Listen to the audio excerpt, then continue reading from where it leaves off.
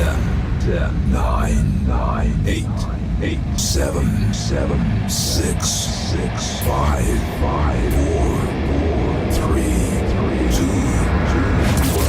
1. All systems go. You're listening to Sudbury News Talk. I want to show you something. Stand by. On the morning shift. Anything Could happen. Sudbury News Talk on the morning shift. Hey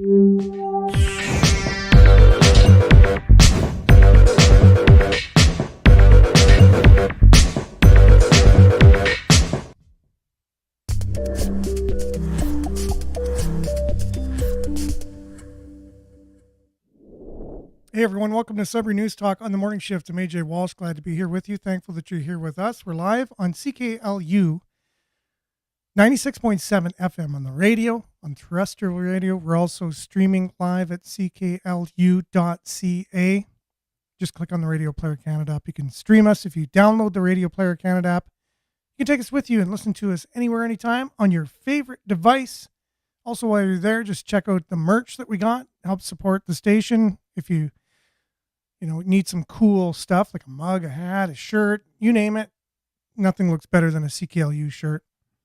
Now, you are the you in CKLU because we rely on you to support the station. And it's your campus and community station has been around since 1984. So if you already have the merch, you don't need it. Whatever, you got it. Just click on the donate button. And whatever you're able to donate to CKLU, it's much appreciated. And it's entirely kept alive by you. So that's how important you are to this station. And Judy will be joining us momentarily to go over again. I did a faux pas yesterday with the show. Technology is technology.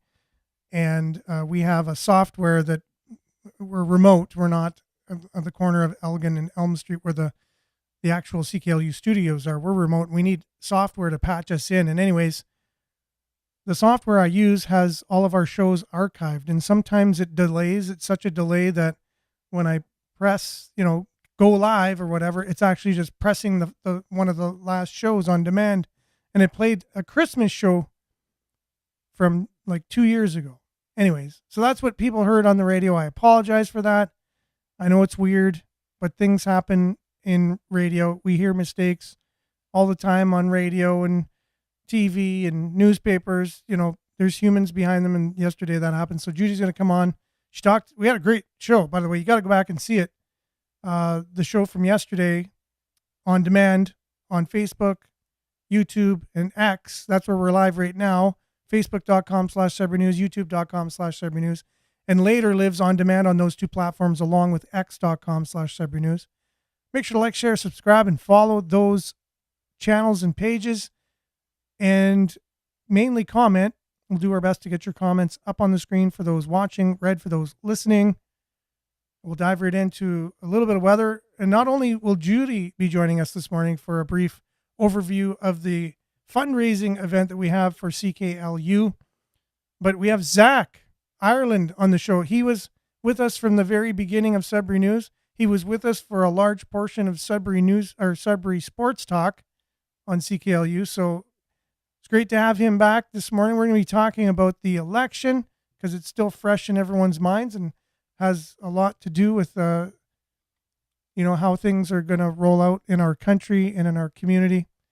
So we're looking forward to having him on. We'll just dive in with a little bit of weather. We'll be back with news headlines. Zach, Judy, if Judy's on, we'll talk to Judy right away. If she takes a bit to get on, whenever she comes on, we'll have her. We're going to go with the flow today. So thanks for being with us, and we'll be back right after this.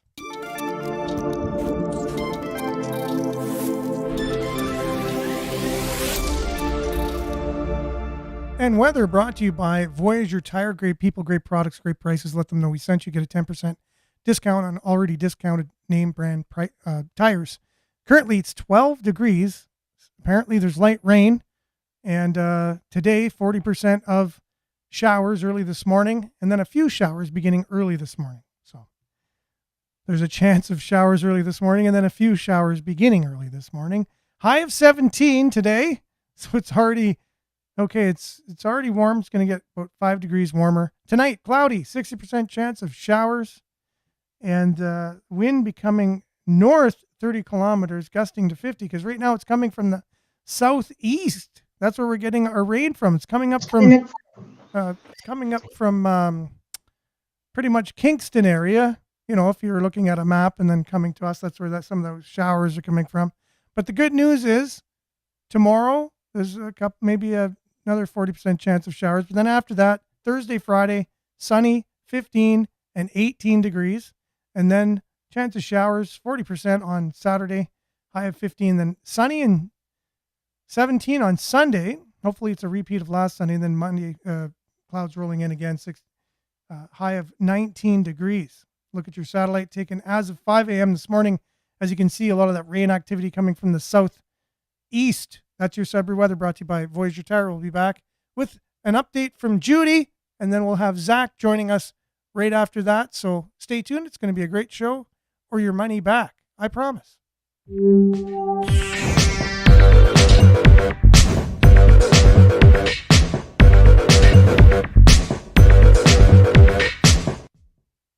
Okay, and we have with us, and I just have to get the sound rolling. I'm a little bit too jumping the gun here. Good morning, Judy. You were on yesterday. There was a bit of a glitch. I played a Christmas show from 2 years ago by accident with some of the software, had a glitch. So that's what people listen to on the radio. We had you on Facebook and YouTube, however, and it lives on X right now as well. So people can go back and watch yesterday's show, and I really encourage them to do that. We had a really great discussion, but we're going to do like a 5 to 7 minute recap right now just for our audience on the radio, because it's really important what we're doing here at CKLU to keep the station's lights on and airwaves open. Take it away, Judy.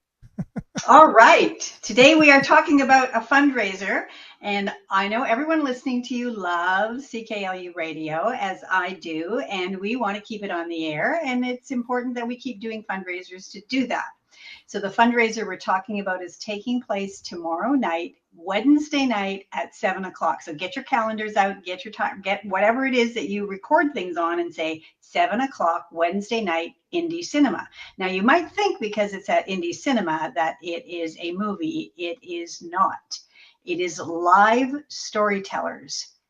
9 storytellers from the Sudbury region, each telling a story from an incident in their lives, a very personal incident. And the stories are only 8 minutes long, so they will completely engage you. And what else do you want to know, Aaron Walsh? Well, I mean, so again, who are going to be the people telling some stories? We had a really, again, robust conversation yesterday about it, but who can they be hearing stories from, and a little bit about those stories? And then we'll get into how they can get tickets and all that. But first off, what can people expect when they go to hear these stories tomorrow?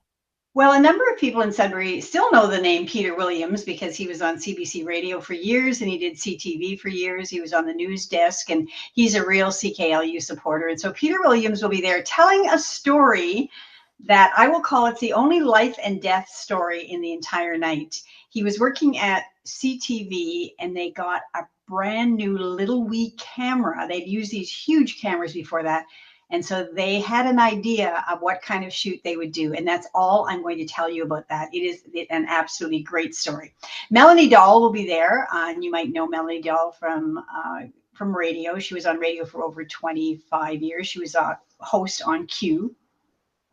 She's going to tell us a story about the most courageous thing that she has ever done, and she did it for money. And the question is, what would you do for money? But we'll find out what Melanie Dahl did. Mark Chantilly, who is the editor of Sudbury.com, he's going to tell us a really good story about his first Cub reporter assignment. Let's just say everything that could go wrong did go wrong. And then there's Chelsea Papineau, who works at CTV, and she is redefining her life. And she's going to tell you a bit about this enormous change in the middle of life that is happening. And so that's a great story. Then we go to Alessandro Costantini, and many of you know Alessandro because of Yes Theatre. He is the artistic director.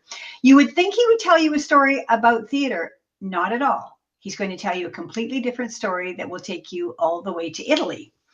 Then there's Layla Barsanti, and you won't know Layla because she's only 17 years old, and she is a female hockey player, and she is a goalie, and she has a story of it's more than just a story about a puck, that's for sure. And then there's a fellow called Jeremy John, and I encountered him because he writes children's books and children's stories that are very funny. And he has a book called something like Stories That Will Make You Poop Your Pants. Now, he's not going to tell us one of those stories. He's going to tell us a story out of his life. And I won't tell you any more about that. Pierre Lafamboise is a well-known artist in the area. He's a musician, he makes drums, he's a craft person, he's a filmmaker. He is going to tell you a story that really, he says, it's a lesson in humility. His story is a lesson in humility, and it is a really heartfelt story. And finally, Kelsey Rutledge, who works at Dynamic Earth, she is going to tell us a story about when she was in London, England with her family, and they came upon, I'm just going to say, a huge disaster that hit the news. That's all I'll say about her story. So you can see that all of the stories are varied. They're all going to be very interesting. The person telling the story is going to be at the center of the story. It is Wednesday night, 7 o'clock at Indie Cinema. And for many of you who don't know where Indie Cinema is, it's right up from the Sudbury Public Library on Mackenzie Street downtown. It's right across from the Sheridan Auditorium, which is in Sudbury Secondary School. And the building used to be called the Louis Gonzague School. So you just pull up there by 7 o'clock. You can get your tickets. See, I'm doing all this for you, Aaron. You can get your tickets. cklu.ca. That's where you want to go. cklu.ca. If you prefer not to buy online, you can go to Jet Landry Music on LaSalle or Adoro Oil and Vinegars in the South End, and they will have the physical tickets there for you. Do not miss it. We are not recording it. It will not be on the radio. It will not be anywhere. If you're not in that room, you will not hear these people pull back the curtain on their lives. That's very true and very well said. And what a wonderful kind of recap of our show yesterday. We touched on a lot of things there. The main things to know what's going on, why it's so cool, and why you need to be there. And the cause that it's supporting is, second to none. We have to keep CKLU going. It's a Sudbury mainstay. We can't picture the community without CKLU. It's been around since 1984, and we want to keep it around for a lot more. What's that? And quite true. People do not realize this station right now is functioning totally through fundraisers. So please, as you said yesterday, if your heart goes out, click on buy tickets for somebody else. If you can't go, gift somebody else to come, and that would be absolutely terrific. And because we are going to a movie cinema, yes, you can get your popcorn. Yes, you can get everything you always love at the cinema. And we have a musical guest, Tony Simpkin, the amazing Tony Simpkin, who will be accompanying us with music tomorrow night. Nice. And it's always a great time. And it's the second annual. So hopefully this is something that will continue throughout the years. And it's I love stories. Everyone loves stories. Stories are such a huge part of our lives. And it's a really great opportunity to get to hear some of these stories from people that you already know in our community for a good cause. Thank you very much, Judy, for giving us that roundup and recap of the fundraiser tomorrow night at Indie Cinemas. Get your tickets at cklu.ca or Adora, right, in the South End, or Jet Landry Music on LaSalle. Okay, thanks, Judy. 2 thumbs up. Appreciate you, and we'll talk soon. Have a great day. Okay, bye-bye. Bye-bye. Okay, bye.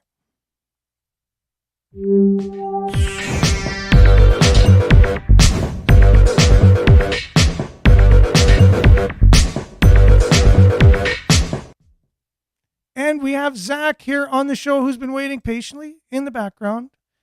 He's not the most patient guy in the world, but he's a stellar human being through and through. And I'm just kidding about the patience. I don't know. Do you have patience? I'm just kind of making things up. Good morning, Zach. Oh, now your mic's not working for some reason, and you're unmuted over here. Yeah, that's my fault. There you go. I was just reading about the extended care in the South End, so patience is a good term. So you're getting caught up on all the latest news. Yeah, I try and read the local stories. I'm not super up to date with everything all over the world, but No. can at least know what's going on locally. It's easier to talk to people in the line at the grocery store. And that's what's so great about this show is that I wouldn't be either if it wasn't for this show. Like you get up, you got to kind of know.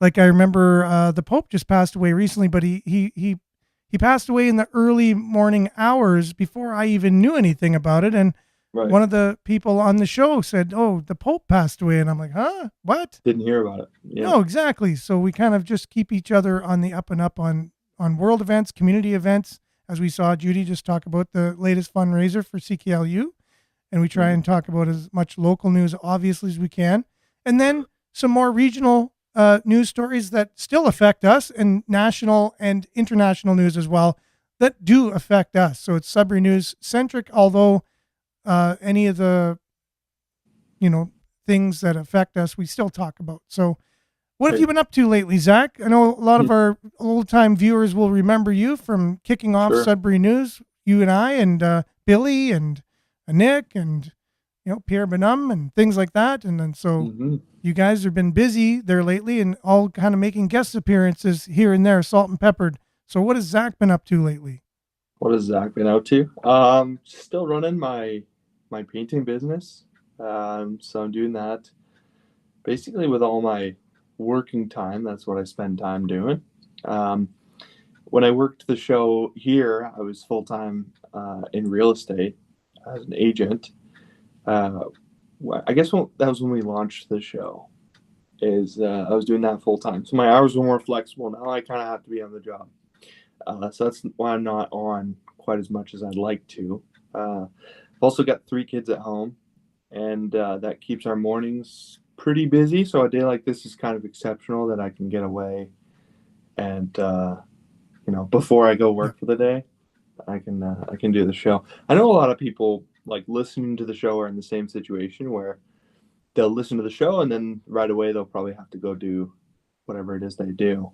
So they won't catch the whole show. They might just catch a piece of it here and there kind of thing. Exactly. Yeah, that's my situation. Often I'll listen in the radio if I'm in the car.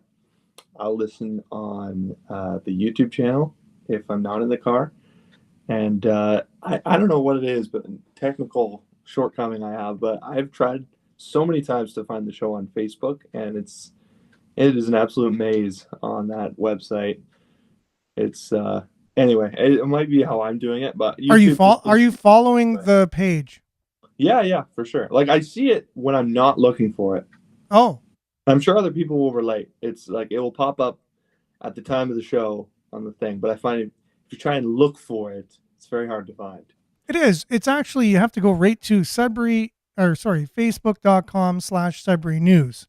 That's the best way to do it. Yeah, not so easy on an app. Like it's not easy because you got to search for it. Yeah, you got there's to no go search. link place to put it in. So I usually will go on the YouTube, but I do feel like the Facebook is where the comments happen. So that's that's like a pretty big part of the show. It is. Is like it's a community show, so it's like there's it really like this is what I like about the show. There's like 3 or 4 different subjects going on at the same time in the chat. Like our basically the people on are having robust discussions and solving all the world's problems behind the scenes, which is really cool. And a lot of times I'll go back after the show and read the comments, and I'm like, whoa, I'm too bad I missed that on the show or whatever. But it's really hard to do a one-man kind of thing and moderate while you're talking and stuff. But with that in mind, I just want to welcome a few of our people that are joining us here. Northern Hillbilly here. Good morning. He's been coming on more recently, so I'm not sure if you'd recognize him. Nana as well. Blessings, heart emoji. And we'll just get morning shout outs and then put your comments up here. And Judy, not Judy Strawn, who was just on, but Judy, who joins us each morning on Facebook is here this morning. Monique, good morning. Sudbury, David. You remember David, good morning, take care, stay safe, his mantra from way back in the day. And if not, well, he's still here and we appreciate him. And Larry as well, good morning. Fellow Canadians, Belinda usually has her positive comment of the day. It is not who is right, but what is right.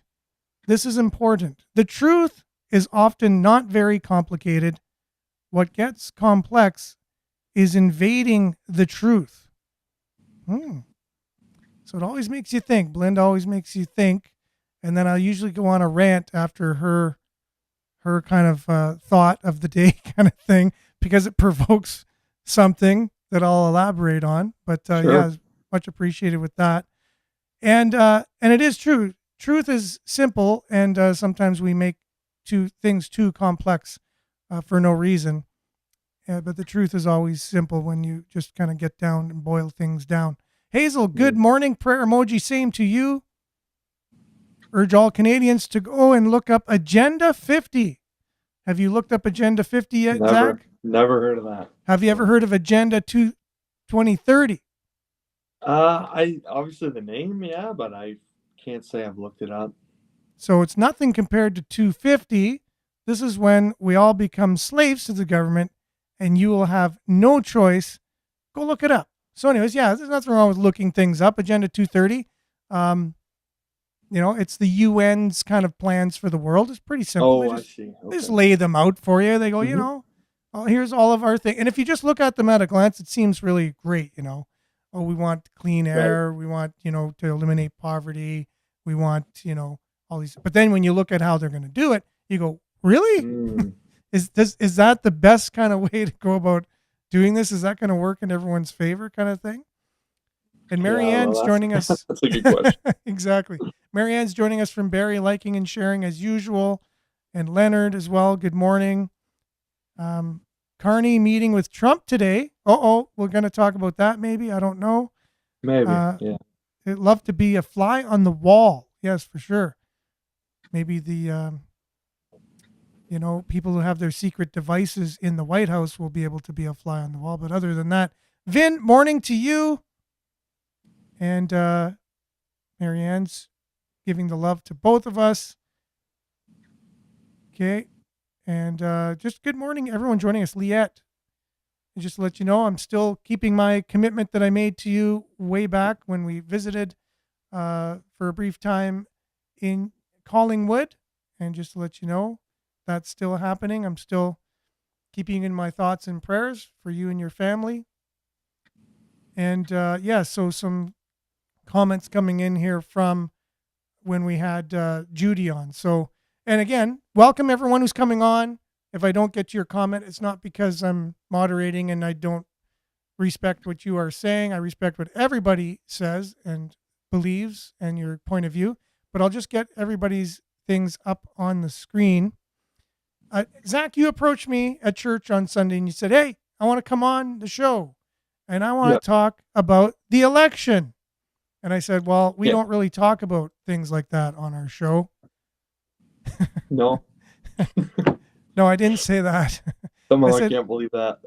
I said, for sure, let's talk about this. So it was a crazy one. Lots of speculation as to were the polls right? Or the polls just, just a bunch of people that were 65 years or older at home taking the calls and telling us there was going to be a liberal win. And, a lot of rallies, Pierre Poilievre breaking a lot of records, over 15,000 people at some of his records. He smashed Justin Trudeau's record of about 5,000 people when he was elected first off in 2015. And then he kept smashing his own records for rallies. But for more and more. Yeah, never pulled it off. So what are some of your thoughts from the election? I guess there's some benefits with doing a show like this after an election. I think doing it before has, some advantages too. What's surprising me right now, I'll start with the most recent and we'll work backwards, is I'm not surprised Carney's meeting with Prime Minister Carney's meeting with Trump. That was always going to happen. So it's not really news. What I was surprised by is Poilievre's not stepping down. So you're surprised from that? I'm a little surprised. Okay. Because he's the third Conservative Party leader in a row to basically lose. And the other two resigned right away. as leader. Well, So the co-leader of the Greens, he didn't get his seat and he resigned, but Elizabeth May is still there, right, as the leader of the Greens, or no, not? I think the Green is they could do whatever they want. It doesn't. Okay. They're not expecting to win. Okay, I got it. Yeah. Same with Bernier. Yeah. Like he hasn't won his seat in a long time. It's Yeah. been like Since 7 he or had 8 his years. own party, I think, or right? Yeah, since he had his Yeah. own party. Yeah. So it's not necessarily that you step down just because you don't win your own riding. That's not necessarily what I'm talking about. It's more like as a leader of a major party, if you don't bring home at least a minority, like if you don't form parliament, that's kind of it. And I think Poilievre's win condition was to form parliament.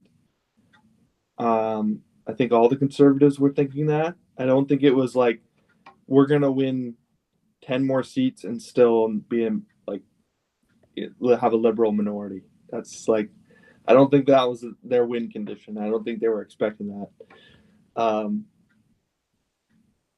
Yeah, like I'm definitely no Canadian politics expert, but when we talked about it a lot on the show, it just I have the proof, but I sent a text to a friend. I think it was the night before or 2 nights before the election, and I basically told him, well, I can pull it up, but I basically Sure. told him I think the Liberals will win a minority, extremely slim minority, which is basically exactly what happened. And it's not because I predicted it in any amazing way. I basically just looked at the polls Okay. and the trend of the polls. So that's like another thing people ignore is if the polls are trending a certain way, there's some utility to that. So like just looking at the absolute values is good, but the trend is important too because you might not be capturing like the entire trend, right? Yeah. There's yeah. I wish I could share my screen and show the graph because that would make the show a lot better. But I think most of the people on here are very familiar with the graphs as we were pretty much all following the election 100%. Yeah, for sure. And like it seemed like it was a pretty important election. I mean, every politician says every election's important, Mm-hmm. but this one seemed extra important. It really, I think the reason, like we could talk about Jagmeet. I think Jagmeet Singh will go backwards from importance. He's basically the second least important. I think he resigned because he got his, is it however many years you need to be in To get your pension. I think in March he got his pension. Yep. And in true NDP fashion, that's yeah, in all respect to him, I think people called that like the reason he was delaying the election was one of the reasons was for that. So what do you mean exactly in true NDP fashion? Because I know a lot of people, like if you're riding in your cars, there are a lot of NDP supporters. Provincially, we have two MPPs that are both in Sudbury and Nickel Belt that are in NDP, right? So a lot of NDP supporters. But when you say in true NDP fashion, Jagmeet Singh steps down, I'm not sure, or what were you referring to exactly? What was I referring to? Yeah, I think their policy agenda is typically to look for new or extended benefits. That's like the NDP's policy agenda. For Canadians. Yeah. Okay. Well, some Canadians. The ones that they want them to vote for them. Okay. Like the Canadian dental care. And a lot of people don't realize they saw Justin Trudeau's basically administration bring that in, but that was an NDP policy. Sure. Basically, in order to have the coalition or the so-called coalition or whatever they're working together, it's not an official coalition, but it was a coalition. Yeah. Anyway, that was an NDP policy, and that was one of the things they got from going along with the Liberals with every single vote they had in Parliament, right? So. Yeah, so that's kind of what I mean is like in true NDP fashion is basically like you got the benefits and that's what you were looking for. and this is something I've been reflecting on, like my shower thoughts lately, is maybe the Conservative Party needs to change the name. Okay. Because well, this is like everyone will know this, but the Conservative Party has merged a few times with other parties. Wild Rose, the one Preston Manning started There was the back in the day. Progressive Party, like Yeah. there's Progressive Conservative. Like it's not Yes. unheard of to change the name of a party. Correct. From a strategic standpoint, because when I look at it, I think liberal is just a much more palatable name for a party, especially when you talk about Ontario and Quebec. We probably have like 40, I don't know if 40 is the exact number, but like a good contingent of people that will just never vote for a party called conservative because they don't consider themselves conservative people.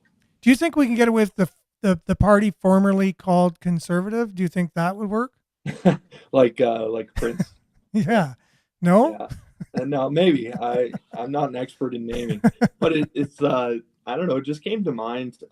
Like I lived briefly in 2 provinces and one for a very long time. So Ontario I've lived in a long time, but I lived briefly in British Columbia, I lived briefly in Alberta. And by the same token, people in Alberta, very unlikely to vote Liberal, just like out of their identity. Yeah. Their identity is conservative. I don't necessarily think they're more informed or less informed. If you're a Liberal, you probably think people in Alberta are very uninformed because they vote against you. Well, this is the thing that but I don't agree with that. As we're divided, it's very similar. Yeah, and as we're divided, each side thinks that of each other. And that's what happens, right? You think, oh, the other side just doesn't know what I know, and you listen to CBC in their cross-country checkup, and they have only Liberal voters usually. That's the odd time. Maybe 1 out of every 1,000 callers somehow gets through their filter that they have to vet the callers. And I think they call saying, oh, I want to say how much I appreciate and love the Liberal government. But when they get on, then they say, oh, you know what? I have a problem with things, and then this, that, and the other. And then the host is like kind of surprised. A Conservative got through on the phone line. Through? Yeah. Okay. I don't know. I don't even necessarily buy into that 100%. Well, I listen to CBC probably more than most people who love the CBC listen to it. You're probably the best one to say then. Yeah. And it's just like, it's almost like sadistic to myself. It's almost like torturing myself all the time, like putting electrodes, like tasering myself all the time, listening to. Oh, I can't believe they're saying. Oh, the spin. Oh, how did they get away with saying that? Yeah. It's funny. I see spin differently now, especially now that I'm like a parent to a toddler. I've started to see spin a little bit different because I listen to quite a bit of news.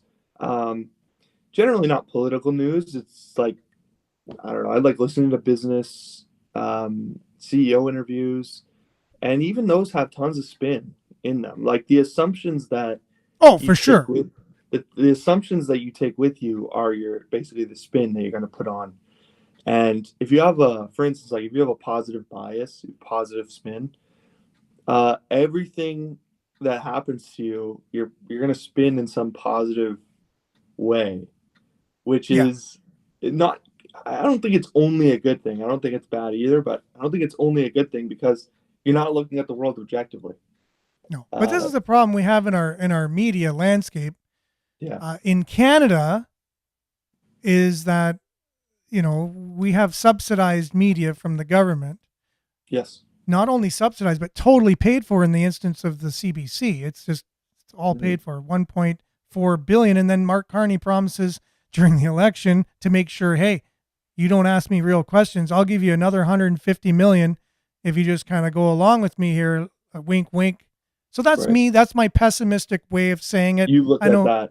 That's what I look. Yeah. Look, come on. Like, give me a break. I'm going to give you more money and then hold me accountable now. Here's $1 million. Now you totally hold me accountable. And if you hold me too accountable, you're not going to get that $1 million. Can you imagine? Sure. It's just give your head a shake if you think there's nothing wrong with that in terms of what journalism integrity of journalism. Right. You know, like journalists should be totally separate from any kind of, you know, arm's length from everybody and everything, but they're not in this case because they're totally paid for by the government. And if they're going to hold the government accountable, how can you do that if that's the only source of income you have? And then they're the main, you know, they're looked at as the holy grail of of news in Canada. You know what I mean? And a lot of, there's a certain demographic, obviously. And if they didn't hear it on the CBC, it's not true. And whatever they say on the CBC is 100% true. It just is. That's the power of media. That's Goebbels from Germany. People realize the power of media, and that's why the government wants that, because they know in order to get the Canadians to go along with them, they need a strong voice, and the strong voice comes from the media. So it is interesting. I was telling a friend, we were at like a dinner party. I think it was the Saturday before the election, and they kind of asked me, "Are you going to vote?" or just general like election questions. Yeah, like what are you thinking of? Yeah. Well, I undulate. I go back and forth, but like you were saying, like I take a pessimistic view. Sometimes I take a pessimistic view, and in this case, what I basically told them is, I know how the election is going to go. Like I said, it's going to be like a very thin liberal minority. Very, very slim chance of majority, but I was pretty convinced it was going to be a slim minority. And basically what I told them is, if I wanted to affect politics, I wouldn't like spend my time learning about politics and voting. I would make lots of money and then use that money to affect politics, if that makes sense. So to influence. Yeah, influence is much more important than knowledge. Something like CBC, it's impossible to calculate what the in-kind contribution might be toward one party or away from one party. Like you could talk about coverage is much more important than editorial like discretion. So like how you talk about something is, you know, to a degree it's important, but like the stuff that you actually talk about is probably the most important. Or don't talk about. Or don't talk about. Yeah, exactly. So you just leave certain things out. Yeah, exactly. So like when I heard this a lot, because we stand like pretty similar politically. I heard this from you. I heard this from everyone. Is like the Conservatives are being shafted by CBC, and it's like, what other way could it possibly be if every editor is like, again, you know, like have their opinion against the Conservative opinion? And I'm not saying that that's the way it is, but I'm saying if you go into it with that assumption, of course that's going to be the outcome. Like you have to like address your own preconceptions and say, my preconception is the CBC, every person that edits at the CBC or programs wants a liberal government. So like, just think of how difficult that would be for them to fairly cover, like as an organization. And I'll make the argument. I'll go a little bit of credit, but I'll go out on a limb. Exactly, I'll go out on a limb and say that is the case. Like there's, I don't think there's one. I don't think there's one conservative who works for the CBC. Maybe a tech guy, maybe a guy who controls the sound. Doesn't have a lot of say. Yeah, he doesn't say anything. He just sits there in the lunchroom, eats his lunch by himself, and he says, I'm just waiting for my pension. You know what I mean? Get out of this place. And then he has to listen to all the rhetoric and stuff in the lunchroom. It's just all one-sided. Right. But like you said, like you're giving them, hey, kudos to you guys for actually covering it and actually doing it as good as you are, as biased as you are. You're kind of like doing a half decent job of kind of hiding it. We have to keep pulling them toward the middle, I would say. Like they probably don't see it like that. I think the Liberal Party is, in world perspective, it's kind of a center left party. They just happen to have a leader, Justin Trudeau, who is very, very far left. Well, you think in terms of the world, I think the Liberal Party is actually like centrist, maybe a little bit center of left. That's traditional, but lately in Carney, you think Justin Trudeau was was No, Carney is much further right than Trudeau. no. He's just coming out and saying those types of things. But you read his book called Values, Right. which you read books, and I know Which you I could. did, yeah, I You did. read his book Values? Yeah, I have a different perspective on that too. I would Okay. think it's worth a read to like see how he thinks. Do you know where he got that term from? No, I don't know where he got the term from. The Communist Manifesto. Yeah. Karl Marx talking about values and the way that the world works, and that's where he got that from. The value of anything. So the value of Right. human workers, the value of money, the value of everything. So that's where he got that from. And basically, it's an admission that he's basically a Marxist economist. And there's very few of them because most economists know it doesn't work. But he's very much, and as you look more and more into it, it's it's just a meh. And you are that's where you got your degree from, and you know a lot about the economy. Mm-hmm. So and you've kind of not necessarily. I know Mark Carney. Like I haven't run the central bank of two countries, G7 countries. So I'm not like an expert on in world terms. And what were the results of him running those banks? If you look at a track record, that's what I like to do. So the CBC, CBC likes to say, "Oh, he ran. I'd rather have a banker than a career politician running the world." Right. So that sounds good, face value. But then you look at his record. Actually, what he did, he tanked England. He tanked the economy, and you have the former prime minister saying, "Holy crap!" She went on a media blitz saying, "You're going to elect this guy? Look what he did to our country." Right. And Brexit and all that and whatever, and you name it. I mean, they're just in shambles, their economy, after he got a hold of it. And then he takes credit for I don't necessarily think of the main job of a central banker is monetary policy. They're not in charge of fiscal policy. They're not in charge of social policy. Like those things are downstream from culture.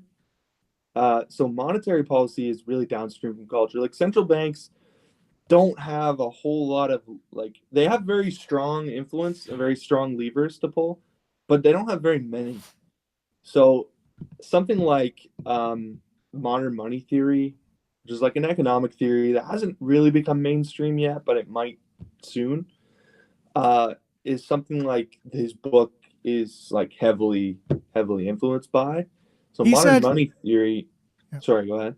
No, he said we're going to see a huge transformation like we've never seen since the Second World War. And when you read he's going to totally change, like you're saying, he's going to change the whole way our money system works, and carbon credits all the way. That's what it's going to be. It's going to be so expensive to fly anywhere. He's already admitted that. We're going to have to add jet fuel from a company that he owns, that he basically has investments in. When you say own, he's a part owner of it.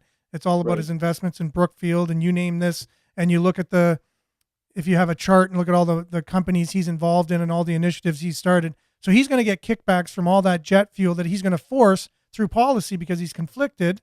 He's going to force Canada to follow policies because he's going to make them. That's going to make the jet companies, the plane companies, use his jet fuel or a portion of it. He's going to make money off that. It's going to drive prices up everywhere. And it's and all of the energy that he's an activist. He's not just a central banker. He's a central banker activist, and I'll make the argument that who controls the money controls the world, and he is a central banker. Central banks control the money. They can change the game at any time, any place they have over centuries. You go back to Rothschilds, Rothschilds in England, who basically started this whole the way the world is based, the economy, and the Fed in the United States. Canada adopted central bank currency in 1971, I believe. And everything's been downhill since. We owe so much debt to these central bankers that we're at their beck and whatever. Like we have to pay, all of our tax money goes back to paying them. We have to borrow money from them now. So yeah, I agree with you. But you can't fix the central bank and fix the country. No, you can't. Like it has to happen the other way around. But now we've elected one of them to run it, to run I the agree. country. So like that's the real probably. I don't like he's probably not super far off what I would have wanted. He's not the person I liked the most. But out of the candidates available, I think the reason he got the most ridings, and make no mistake, like we don't really have a parliamentary system anymore. We have kind of like people like I think we're over that. I think people know I'm voting for Mark Carney. Like that's how people think now. Like I think over the last couple of elections, it's changed because traditionally I think we learn in civics class like you vote in your riding, and then the person with the most votes in the riding represents you in Ottawa, and the party with the most ridings forms government. But like I think people are beyond that. I think like how many people even really know their MP's name or what they stand for or anything? Like they're thinking of the federal election. They're thinking of Mark Carney. They're thinking like I'm voting for Polyev or I'm voting for Carney. Like that's not good either. Like that's not how the system works. They might change it. Again, if the culture changes, if the desire changes, they might change the system to reflect that. But it usually doesn't happen the other way around. So something like I see this a lot in the comments of this show because I watch this show, like getting mad at the WEF for like imposing things. Like, yeah, that might very well be a problem. But what's much worse is the WEF doesn't really come up with ideas. They're kind of just the average of all the progressive ideas that they're trying to spread around evenly. So the ideas already exist on like countrywide basis. So like Canada is probably pulling the WEF to be more progressive than the other way around, if that makes sense. So people like because the WEF is made up of people from countries that go there and they give their ideas. This entity that just exists outside of countries. So like if Germany is a really progressive country, which they are, they're gonna like influence the WEF to be progressive. So people like Mark Carney, and like we'll see how he does as prime minister. I personally think he's gonna do much worse than Trudeau, but it's not entirely his fault. I think Trudeau just like bar none. I think he's just probably the worst prime minister ever, or at least he'll be remembered, that way. Like right now, it hasn't really set in just how bad the last 10 years have been, economically and socially. To a certain group of people, like we're still kind of in the hangover of housing prices going up. So like you could just take more equity out of your house to fund your lifestyle. But like, again, it's not the central bank's fault that happens. Like the money does come from them, but it's not their fault. Like it's our fault and our fiscal policy's fault, and they pull the monetary policy along. So like the central bankers kind of just have to just do whatever. Like it's not, you know what I mean? Like a central banker doesn't come to the prime minister and say, you got to spend 30% more money. How do we know the that? other way around? Or we don't know that. It's the policymakers that come to the central bank and go, how can we fund all these programs that we want to do? Mark Carney was Trudeau's advisor. How do we know he wasn't saying, yeah, just keep pouring, man. Just keep pouring. Well, that's exactly how it happens. Well, that's what I mean. They come, they come to them and say, I want this program. And then people like Mark Carney, who's honestly, he's much more of a big picture guy, looks at it and goes, well, you're going to have to work on this emissions thing because that's one of my mandates. So like, if you want to get the money to fund your stuff, you're going to have to work on this net zero stuff. Do you understand? Yeah, I do. And we have, this is fracturing our country in terms of Alberta. Is they're making a real strong case for separation right now. And you have people like Kevin O'Leary chiming in and agreeing with Danielle Smith. And Danielle Smith is making ultimatums now for Carney, saying, okay, yeah, we'll stay with you if we do this, we do that, we do that. I got a video. The show tomorrow will be pretty much on that.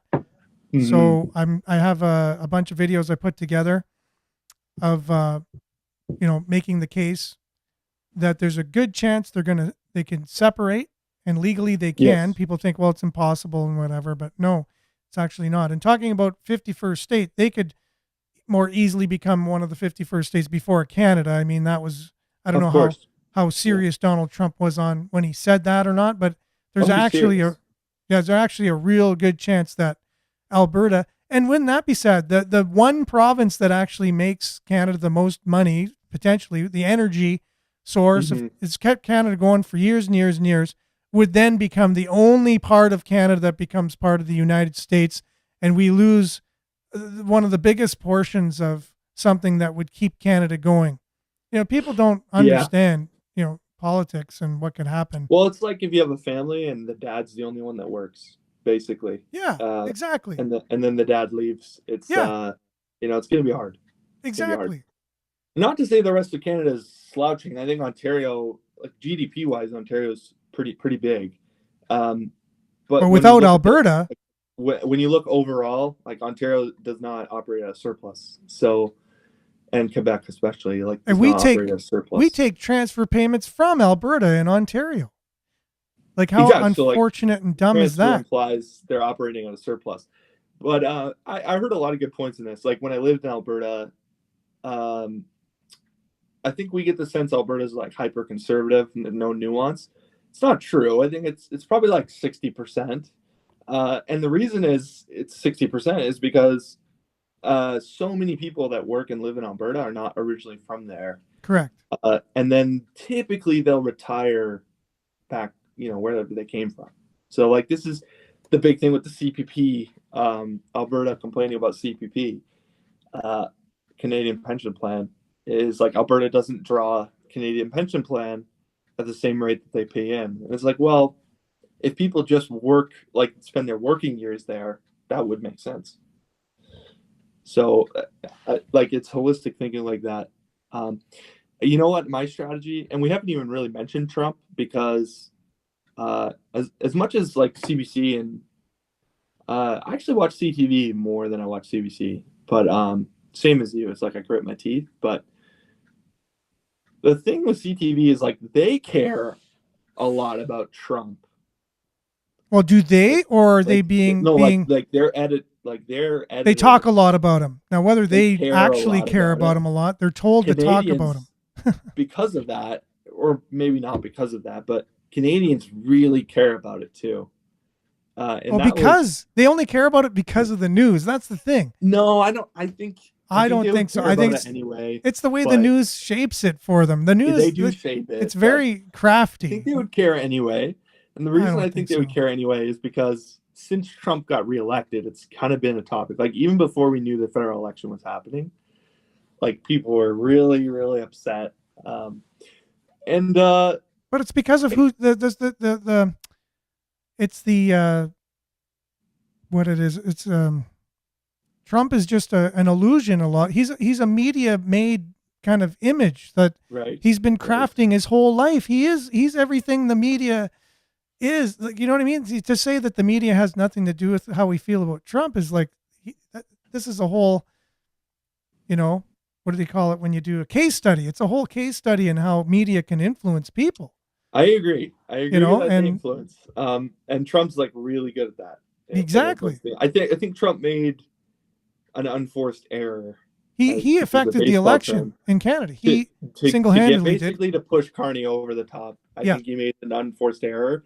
And it was like Polyev made a pretty unforced error too, in making an enemy of Trump. Like he made a concerted effort near the end to try and win more of that central anti-Trump vote. Yeah. But like to me, that's just an unforced error. And actually, I was looking for in a candidate. I was looking for the rationalist, like Canadian nationalist, but more importantly, like rationalist candidate.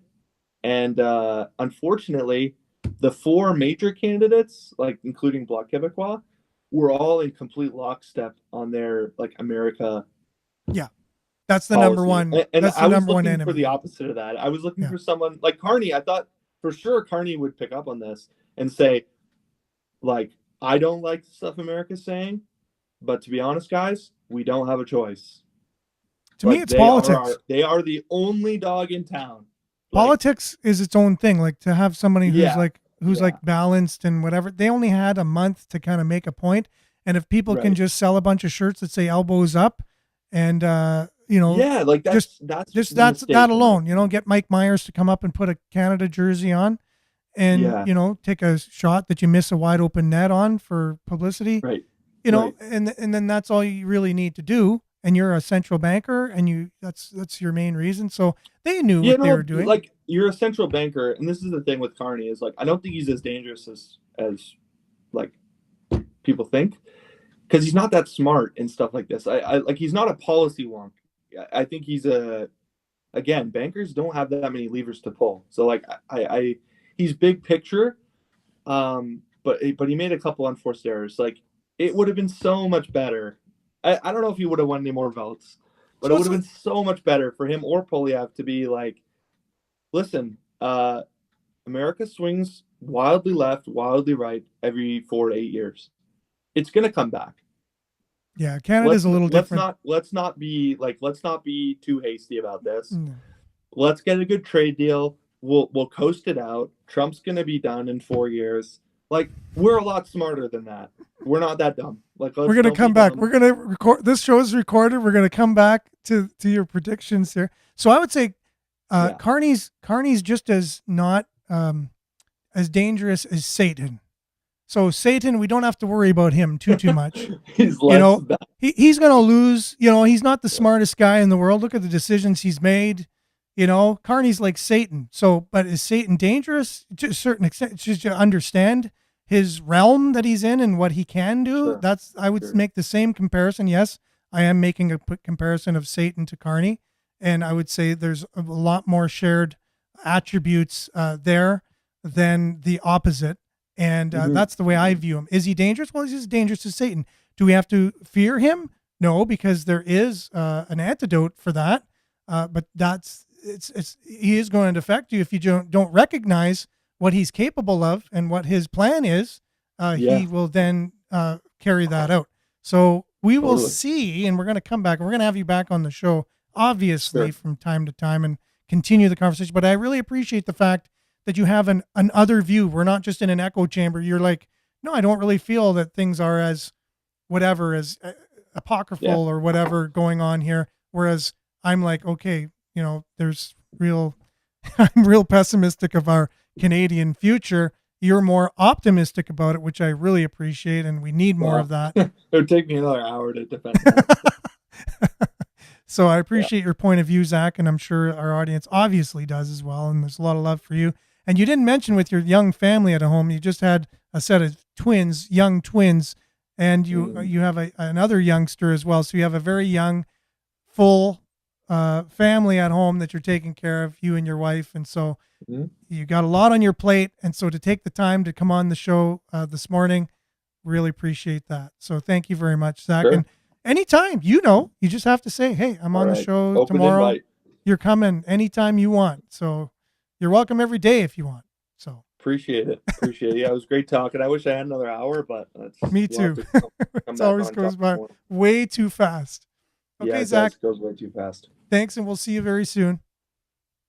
That was Zach Ireland. He's part of the beginnings of this show back in the day, about 3 years ago, April. We had the Sudbury News Talk. We started out as Sudbury Sports Talk and then morphed into Sudbury News Talk. And Zach was a huge part of that. And so we really appreciate him. Thanks, everyone, for watching today. We'll be back same time, same place on the same platforms tomorrow, God willing. Remember to stay aware, like, share, take care. We appreciate you. And stay tuned now for Earshot Daily on CKLU 96.7 FM. Ciao.